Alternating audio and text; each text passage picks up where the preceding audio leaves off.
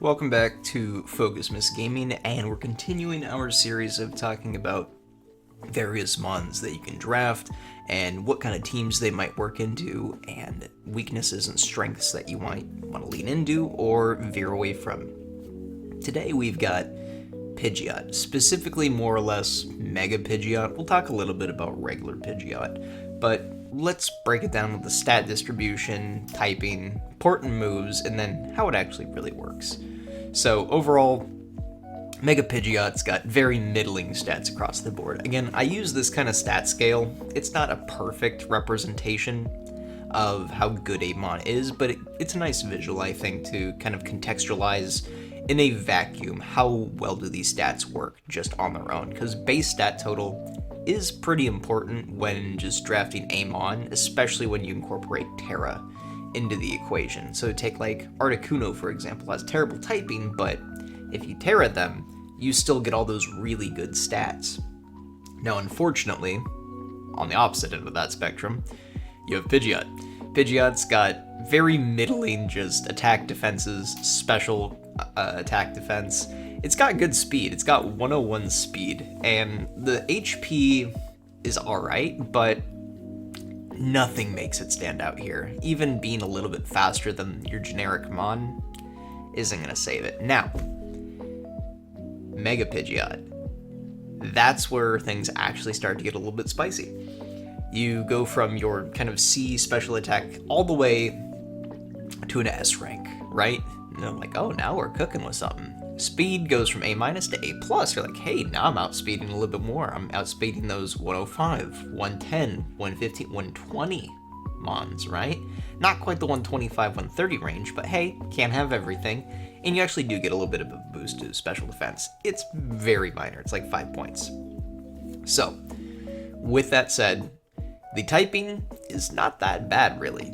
Flying normal type is got some really good utility, right? You're only weak to 3 things. You're expected to be weak to rock, you're weak to ice, and electric, which are very offensive types, but hey, it's only 3 things. That's pretty manageable. Your resistances are just bug and grass, right? You don't get the fighting resistance because you're part normal, but hey, 2 resistances, 3 weaknesses, not the worst, right? And then you have 2 immunities, which are even more important than resistances, right? Being immune to ghost and ground types, which are 2 very popular types to be drafted. So you can come in on Shadow Balls, you can come in on Earthquakes. That's really beneficial to supporting a lot of your team. Unfortunately, the typing is not supported by the abilities very well.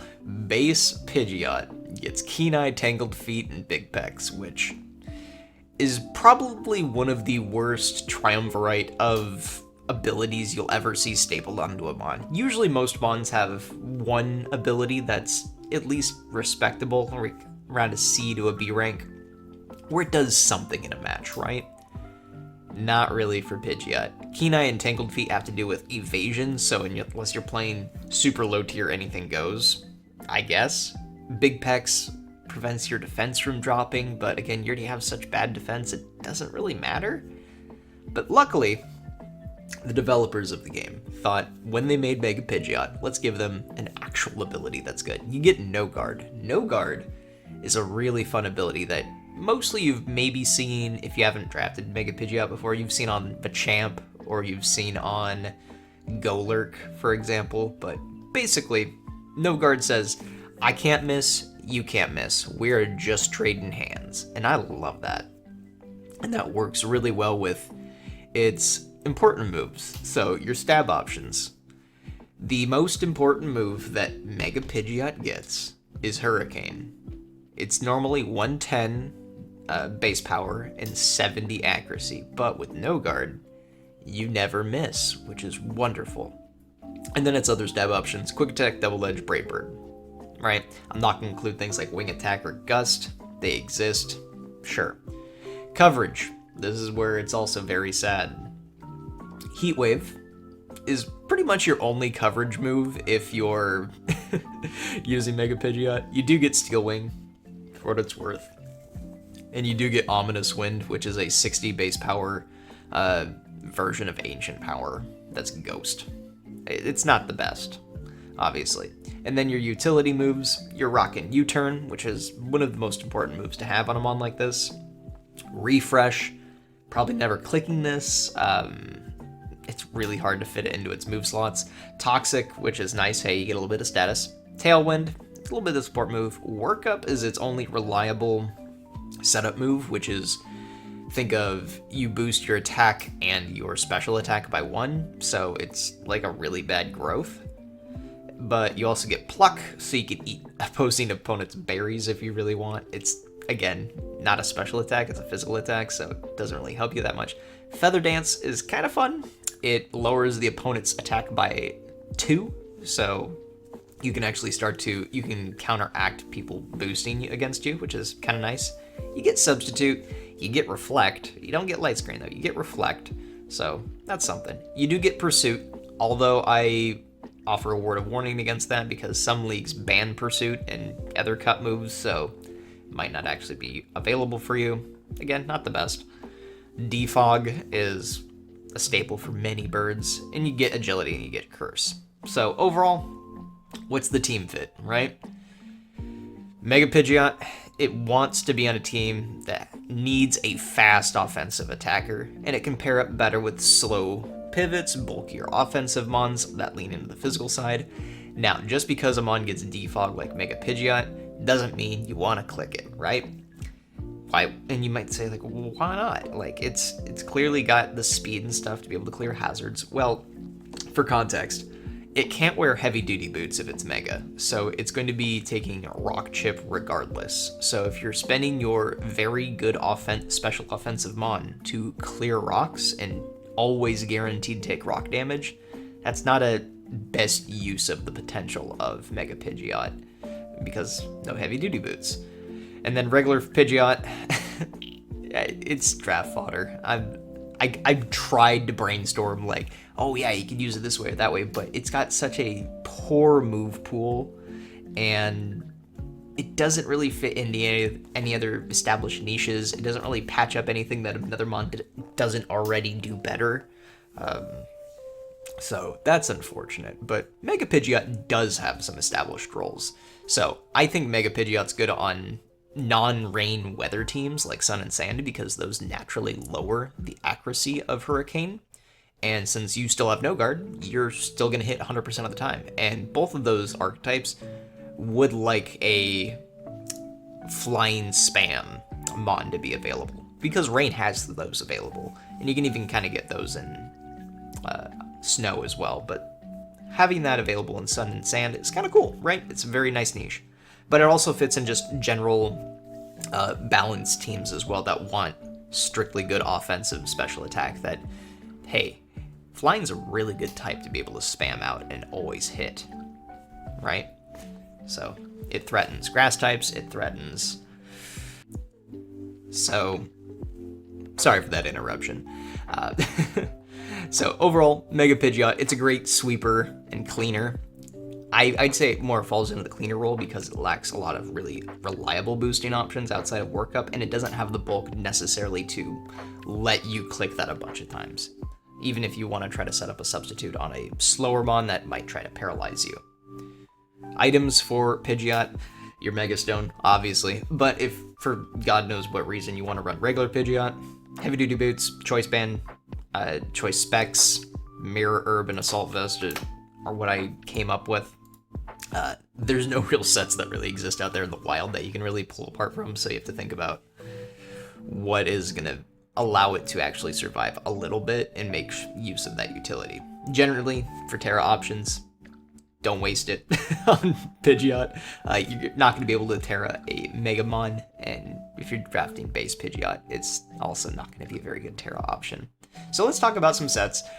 You may have noticed on the right side that I've only got 4 sets for this. I've been able to talk about other mons much more in depth, but let's look at these guys. Regular Pidgeot, right? So if we're looking at this guy, we got Support Verb, you got U-Turn, Defog, Toxic, Roost. Those are some of its best moves that gets available. A lot of other flying types will run very similar sets to this, And I have to run Big Pecs because it doesn't have any better abilities, really. We're just running maximum speed and HP because we want to be able to click Defog to clear hazards and U-turn out. Toxic if we stay in for a little bit, and Roost if we get damaged. Very simple game plan. And then you have the Bonk Bird. So you have Brave Bird, U-turn, Quick Attack, Double Edge. So we're just trying to spam our... Sorry. You're spamming your stab attacks. That's exactly it. 80 base power is, again, not the greatest. If you want to use this kind of build, there are some other flying normal types that are absolutely better. Shout out to Staraptor. But it exists. You could do this, right? You could look at your matchup and be like, if they're weak to a choice band Brave Bird from Pidgeot, I mean, hey, run it. 101 speed's not that bad. But let's look at Mega Pidgeot's choices. Now, again, just because it is a good mon, and I say it's pretty draftable, doesn't mean it has a whole lot of variance. If you draft Mega Pidgeot, I guarantee you're probably using one of these two sets 95% of the time. So the first one is your Sweeper 1 variant, which is U-turn Hurricane, Heat Wave Roost, right? We have our two best stab option. We have our stab option and we have our coverage option. They're always going to hit. We're running max speed, so we outspeed all the base 120 mons. 135 special attack. Not a lot's going to resist us. Hey, pretty good. And then, again, you can click Roost if you're expecting a switch, if you took Chip from rocks, etc.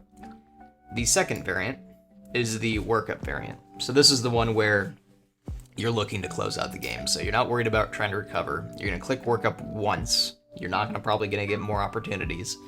And then you're just going to click Hurricane, Heat Wave, and Ominous Wind. If you get an Omni Boost off of Ominous Wind, go buy a lottery ticket, right? Otherwise, you're probably just clicking Hurricane and looking to capitalize on the chip that your other mons have done over the course of the match. And again, depending on the speed tiers, you can make them plus special attack nature if you really wish, but usually, just because you're in a little bit of an awkward speed area, you're going to be running plus speed more often than not. Alright, so let's talk about the allies, enemies, and prey for Mega Pidgeot, because Pidgeot is only cannon fodder. So, a really good one to start off with is Rhyperior. You can see the next one, but Rhyperior is going to be your bulky rock setter. If you have Terra Rhyperior, by the way, and you have Lightning Rod attached, so you get to blank all the really nasty Volt Switch options that might be faster than Pidgeot, well, allowing Rhyperior to set up and kind of do what it wants to do, whether it's setting rocks, spreading hazards, support moves, or going for like a rock polish weakness policy set. So they complement each other well. Otherwise, Slowbro. Slowbro is your slow pivot. I didn't include Slow King, just because I've used it already a bunch, but Slowbro's nice because it's got negative priority and teleport, it's got Scald to deter people, it's got that physical bulk that Mega Pidgeot lacks a little bit more physical bulk than special bulk, and Regenerators, again, really helpful. Again, a third partner should be considered for electric types, but hey, can't have everything. And Mega Pidgeot threatens back grass types that want to hurt Slowbro. Otherwise, we got Bramblegast. So Bramblegast I haven't talked about before, but it's a usually lower 1/3 cost of the draft board. It's like, if your draft board say like 20 points, it's probably going to be around like 7 or 6 points. It's a hazard spinner, so it's really nice. It gets things like Strength Sap. It's a ghost type, so it denies rapid spin in itself. And it has a really fun ability in Wind Rider. So a lot of time you'll see it use Infiltrator. Infiltrator's a great ability because it bypasses Substitute. But Wind Rider gets an offensive boost when hit with Tailwind, and Mega Pidgeot can set Tailwind if needed. It doesn't really care about the speed boost as much, but something like Bramblegast that gets in faster and hits harder, really nice, right? Especially if you want to go for like a choice band offensive Bramblegast set. So that is pretty fun, and Bramblegast being a grass type helps absorb a lot of the electric type moves that might come in. Another one that comes in is Jirachi. So Jirachi, it's a steel type that can set rocks. It's not afraid of fighting moves, and Pidgeot can blank all of the earthquakes that might be able to threaten it. Wish passing is also pretty nice with Mega Pidgeot because you're going to get worn down by rocks over time. Having that HP recovery is really nice. And then Jirachi can do things like T-Wave your opponent, so anything that's remotely faster like a Meowscarada or a Weavile, if you can status them and open up a little bit of a wiggle room for Mega Pidgeot to get in more damage, that's awesome. So, Jirachi, really fun mon. And then I included Tyranitar, works well with Mega Pidgeot. So I like Tyranitar as your sand setter, and normally Hurricane is an abysmal move in sand, but thanks to No Guard, we're always going to hit, and Tyranitar has a very fun move pool where it doesn't have to use the occasional special attacking set. It has decent special attack, but it doesn't really want to do that. And having that kind of faster option that can spam a type that Tyranitar just generally doesn't have access to is really nice. So it can lean into DD sets, or it can go full bulk and chip and help just wear down the opposition. Again, their only real issue between the two of them would be water types, but you could have a third partner for that. So those are some of the partners that you might want to pair with Mega Pidgeot to help kind of patch up its holes, or have just different utility available for it. As for the enemies, they're far and wide. We're going to talk about Raging Bolt. Raging Bolt's a very commonly drafted electric type. It has Thunderclap, so priority electric move that will kill you. Also, it resists Hurricane and Heat Wave thanks to being a electric dragon type. It can Calm Mind in your face, it doesn't really care. Your counterplay to this is you click Toxic, or you hard switch, right? Because you don't want to get hit by Thunderclap. Even if you do that, even if you're trying to think, oh, I'll click Toxic and he won't expect it, they might just still click Thunderbolt and kill you, right? Even Dragon Pulse at +1 is going to put you in dire range, especially if you're taking Rock's Chip. So Thunderbolt is kind of the anti-Mega Pidgeot. It's going to cause you lots of problems, and you're going to need a good team support around you, like a Rhyperior, if you want to get through Raging Bolt. Another one, Weavile. Pretty straightforward for this one. Weavile is faster, it's 125 versus 121. With proper special defense EVs, Weavile can also avoid the OHKO from Heat Wave and threaten to kill back with basically take your pick of ice move. If it misses Triple Axle, hooray, buy a lottery ticket, but it might just click Ice Spinner and kill you that way. If it only hits 2 of Triple Axle, it might just kill you the next turn with Ice Shard, right? Mega Pidgeot doesn't have that great for defenses, and Weavile has a lot of that, and it probably isn't going to take Rock's Chip because one of the most popular sets for this mon is going to be rocking Heavy Duty Boots. So I think it's like 40 EVs or 44 special defense EVs, but that way it only takes like 99% from Heat Wave. It's, again, you can kind of tailor make Weavile to counteract Mega Pidgeot. Otherwise, you're going to be clicking Hurricane and fishing for a confusion, if you don't die outright. Another one that's kind of rough for Mega Pidgeot is Zygarde, actually. 1,000 Arrows is always going to hit you. Now, it might not do an insane amount of damage, it might do like 50 or 60 without any like specific boosts, but Zygarde also gets Glare, and Mega Pidgeot getting paralyzed is one of the worst things that can happen to this mon. It has so few things going for it, and its speed being one of those. If you take away its speed, it's pretty dead in the water, unfortunately. And Zygarde can also be pretty darn bulky as well. So, with the lack of coverage to really threaten Zygarde, not a lot you can do. Even if it comes in on the switch and it eats a Hurricane, it might be bleed too, depending on the set. Now, a mon that doesn't get drafted all that often, outside of Terra Captain, but Iron Thorns. Iron Thorns is finally time to shine. Tyranitar's kind of twin of Paradox Mon, but being an electric rock type, Mega Pidgeot can't threaten ground coverage, and you only really have Hurricane, Heat Wave, Ominous Wind to threaten it with, and it's going to resist everything that you throw at it, unfortunately. So it can DD in your face, it can status you, it can just go for a Stone Edge. it doesn't care about anything Mega Pidgeot does, which is unfortunate for you if you're using Mega Pidgeot, but also kind of nice to see that, hey, Iron Thor's does have a niche. It's just against mons that have terrible move pools like Mega Pidgeot. So just one to be wary of, because you probably won't see it in its base form, but it does show up as a common Terra Captain, just due to its great utility and stats. Another one, Electrode Hisui, a very low tier electric type that tends to be taken, but it's going to outspeed you, and Volt Switch is going to chunk you probably for at least 70%. If it's running like a Life Orb Thunderbolt version, it can outright kill you. So just be wary of most electric types, since a lot of them are going to outrun you and be much faster. This also applies to things like Mega Manectric, regular Electrode. I'd even be scared of things like Belly Bolt, because if you hit Belly Bolt and they get charged, they're going to hit you back with an electric move and they're going to kill you. So that's the unfortunate truth of the things that blank Mega Pidgeot is going to be rock types, electric types, and faster ice types a lot of the time. But we do have one more section. So what is Mega Pidgeot actually going to threaten that gets drafted a lot, right?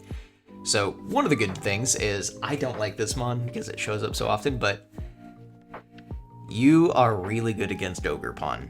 And that's all variants of Ogerpon. So I'm talking Cornerstone, I'm talking Heart Flame, and I'm also talking Wellspring and base Ogerpon. So a lot of times they're not allowed to Terra, so that's really nice. So things like Ogerpon Wellspring can't increase its special defenses. And then occasionally you might see regular Ogerpon be able to Terra and it can outspeed you, but generally not. Hurricane's great against these, and U-Turn is great for chips. So if you can't Oko, let's say, Cornerstone Lead because it has Sturdy, you can just U-Turn on it. There's no penalty to that. Another one it's really good against is Scizor. Again, 100% accuracy. Heat Wave, Scizor hates fire moves, and you click that and you delete them, right? It's wonderful. Now, there is a small caveat. If you do get chipped down by rock, Scizor with Bullet Punch, just because your defenses aren't that great, will probably kill you if you're below 50%. If it's a choice banded version of Scizor, we're looking at 70%, so you get to come in once, right? And Mega Scizor has that same kind of caveat where it's like, hey, if you're below 70%, you might just die to Bullet Punch. So make sure if you're coming in to deal with it, it's early or you don't have hazards up on your side. Another mon that's really commonly drafted, Great Tusk. Great Tusk is an awesome mon. It's got great things going for it, hence the name. But unfortunately, one of those things is it's very weak to Hurricane. And the only set I tried to find that really could actually survive Hurricane is the complete special defense HP AV Tusk build that usually runs like Rapid Spin, Ice Spinner, Supercell Slam, and Knockoff. But if it's running those moves, you're safe from Ice Spinner. If it wants to risk running that electric move, Supercell Slam, you can switch into a ground type, and it'll take 50% damage. And if it doesn't stay in, I mean, hey, you can just get a free pivot. You are faster than it. You can click U-turn and see what it does. And also, if it's going to be that AV set, you know it can't set rocks, which, awesome. Otherwise, it's a free co. Obviously, we're talking regular Great Tusk here. If it's Terra, you might have more problems on your hand. Another mon that we're really good against is also Corviknight. Corviknight is that typical glue mon that people just love drafting for defog and body press and power trip sets. Heatwave, though, if you're going against max special defense Corviknight, you're still dealing 50%, which traps them into clicking Roost or hard pivoting out. So it's a really good check to Corviknight and forcing them to be very one-dimensional. And then we got Hydrapple. Hydrapple's, again, a very common regenerator mon. I think it's pretty darn good, but it doesn't like Hurricane spam, that's for sure. And Pidgeot, if we're going against Terra Hydrapple, it's going to force Hydrapple to pick a Terra type that can resist Hurricane, which can be kind of predictive. It's going to probably pick like a ground type or an electric type, so it can resist that, which is nice for you, because that's just information of what other teammates might be able to handle Hydrapple now. Since it's not the fastest mon in the world, you'll more often than not, have an opportunity to get through it. Even if it doesn't even want to take neutral damage that often. So like you might see Terra Water or Terra Fairy Hydrap a lot of the time, or even Terra Steel. It won't run Terra Steel against you because you got Heat Wave. So it's really good against the Terra version and the base version as well. So optimal drafting rounds. What are we looking at with Mega Pidgeot? So it's a niche sweeper. It's a good cleaner, I would say. It's only going to run maybe maximum 5 total moves, and you just switch out that last move for, do you want Tailwind? Do you want Toxic? Do you want Ominous Wind? Do you want Pursuit if it's legal, right? Those are the kind of things. Stab Hurricane is what you're going to click 8 times out of 10. The other times you're clicking U-Turn or you're clicking Heat Wave, right? Just because something is one-dimensional, though, doesn't mean it doesn't do that job very well. It does do its job pretty well. And with that context in mind, I wouldn't take Mega Pidgeot in my first 3 or 4 picks. I would probably wait till middle of the draft, pick 5 or 6, regardless of points, just because of the role it provides for a team. Doesn't mean it can't do that role really well, but it's better to use Mega Pidgeot as an addition to a team and not something to build your team around, so to speak, just because of the lack of flexibility it has. As for normal Pidgeot, don't draft this mon. It's not very good. I've tried to think of other things, but if you're looking at one-pointers, honestly, there's probably better options, or there's more fun options to use.